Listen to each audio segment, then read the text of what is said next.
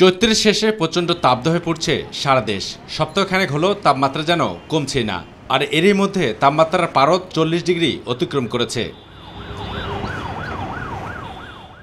আবহাওয়া অধিদপ্তরের পূর্বাভাস বলছে এ দফায় 41 ডিগ্রি সেলসিয়াস ছাড়িয়ে যাবে এই তাপমাত্রা, যা এই নিম্ন আয়ের মানুষের অবস্থা দেখলেই অনুধাবন করা সম্ভব।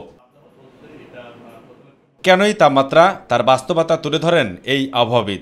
আমরা জানি যে রাজস্থান এসব জায়গায় উত্তপ্ত মরুভূমি এলাকা, এবং এখান থেকে ওই জায়গায় তাপমাত্রা যখন বেশি উঠে যায় ওই মরুভূমি থাকার কারণে, তারপর এটা গ্র্যাজুয়ালি এটা আপনার পশ্চিম থেকে পূর্ব দিকে ধাবিত হয়। এবং দেখা যাচ্ছে শুধু খেপুপাড়া না, আমরা যদি দেখি রাঙ্গামাটিতেও তাপমাত্রা 40-এর কাছাকাছি ছিল দুই দিন গতকালকে মতো আজকেও অনেক জায়গায় তাপমাত্রা এরকমই থাকবে।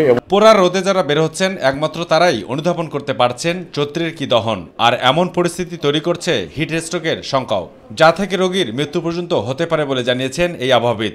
জানালেন সতর্ক বার্তাও। আপনাকে যতটা সম্ভব হচ্ছে আপনার দুপুর 3টা থেকে সন্ধ্যা পর্যন্ত শীতল যেসব জায়গায় গাছপালা আছে বা যতটা সম্ভব একটা ঠান্ডা জায়গায় তারা অবস্থান করবে, তাহলে এই তাপদাহ থেকে আমরা অনেকটাই স্বস্তি পেতে পারি। অবুসাদ অপু, মাই টিভি, ঢাকা।